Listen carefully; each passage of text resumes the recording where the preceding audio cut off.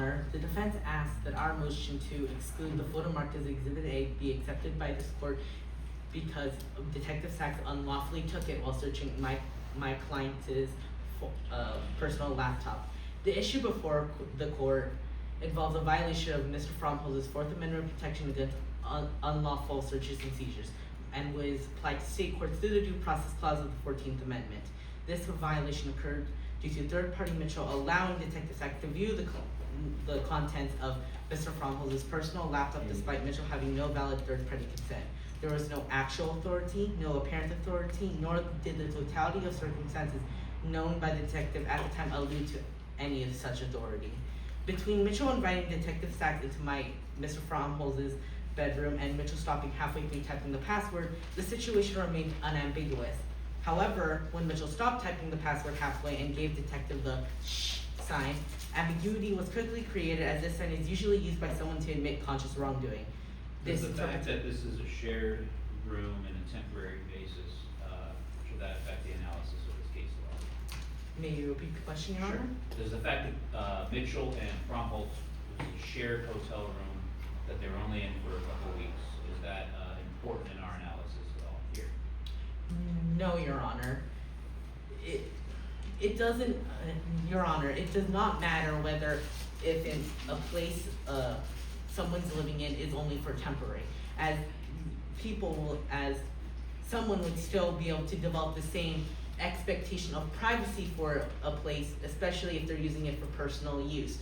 As in United States v. Caro, United States v. Caro 468-7057-25-26, courts are reluctant to approve third-party consent searches of an enclosed space in which the individual targeted has clearly manifested an expectation of exclusivity. From Mr. Fromholz using his personal bedroom for his personal use, he would have developed a expectation of privacy for the stuff that he leaves inside. And this is important in our case because Mr. Fromholz had left his door closed to his personal room and left his personal laptop inside that room. Didn't he also, at least at one point, share the password with Mr. Mitchell? May I repeat the question? Sure. Wasn't the password shared with Mr. Mitchell as well? And what does that do to his expectation of privacy? Yes, Your Honor, that did happen. But it is to note that a couple of days before, Mr. Fromholz had changed passwords without telling Mitchell about the change.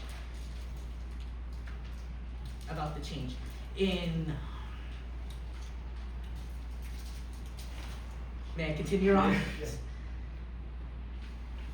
The interpretation of the sign can be supported by Mitchell on page 45, lines 24 to 26. That's why I made the sign. I don't think Haley knew that I knew the new password. Mitchell's statement also reveals how Mitchell dubiously found out the new password. After my client changed passwords, Mitchell wasn't told the new password, but Mitchell was able to find it. By looking over Mr. Fromholz's shoulder purposefully when hanging out together, Mitchell was able to consciously memorize the new password without my client knowing. Going back to this sign, an ambiguous discovery like this is relevant as in United States v. Purcell 526 Fed 3rd at 953 establishes when a situation starts as unambiguous but subsequent discoveries create ambiguity, any apparent authority evaporates. In order to reestablish apparent authority, it was necessary for Detective Sachs to resolve the ambiguity before relying on said authority to continue searching, as established in United States v. Griswold, 2 minutes. number 9 CR 6174. What would Detective Sachs had to have done to resolve this ambiguity? Your Honor, there are 3 different methods in which Detective Sachs could have resolved this ambiguity. Number 1, it would have been to after seeing Mitchell do the sign, which Detective Sachs admits in their own personal statement on page 38, lines 20 and 21, with Mitchell halfway through entering the password did pause to hold their index finger to their mouth, which they took to indicate shh. As you can see, Detective Sachs clearly understood what Mitchell was trying to tell them using nonverbal communication. And due to this, after seeing that use of nonverbal communication, Detective Sachs should have inquired further into it before relying on said authority, as said by United States v. Purcell. Number 2, Detective Sachs could have waited for Mr. Fromholz to return. As the owner of the as the user of the personal bedroom and the owner of the laptop, Mr. Fromholz would have had actual authority to consent to a search of his personal laptop, if at his discretion. And Detective Sachs knew the fact that Mr. Fromholz was out only for a short walk because Mitchell told him so when he first entered the hotel room. Thirdly, Detective Sachs could have stopped the search altogether from Mr. Fromholz's laptop and had gone through the process of obtaining a search warrant as stated by the Fourth Amendment. May I continue, Your Honor? Yeah. As established in United States v. Griswold, where an officer is presented with ambiguous facts related to authority, he or she has a duty to investigate further before relying on the consent.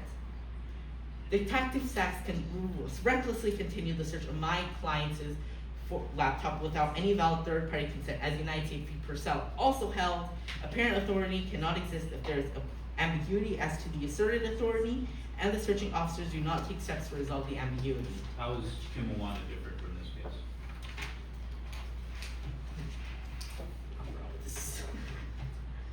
May you repeat the question, Your Honor? How are the facts from Kimawana different from this case? Your Honor, in United States, the facts between the United States v. Kimawana and our case are extremely different. This is because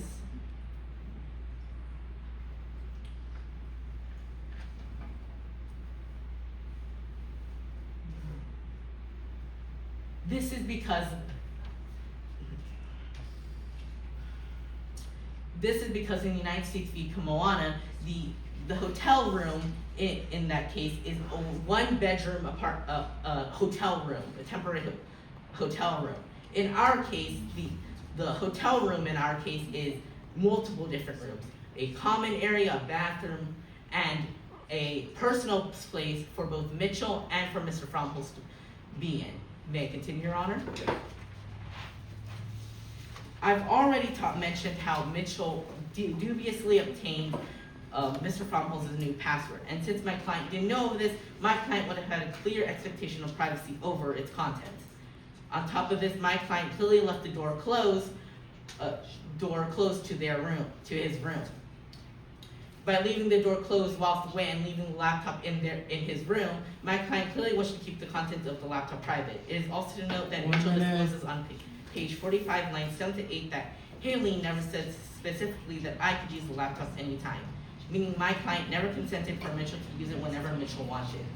Finally, I would like to reiterate to the court that Detective Sachs unlawfully continued searching Mr. Fromholz's laptop despite not clearing up any ambiguity as to Mitchell's asserted authority over the laptop. This is why, Your Honor, that our motion to exclude Exhibit A should be accepted. Thank you, Your Honor. That'll be all.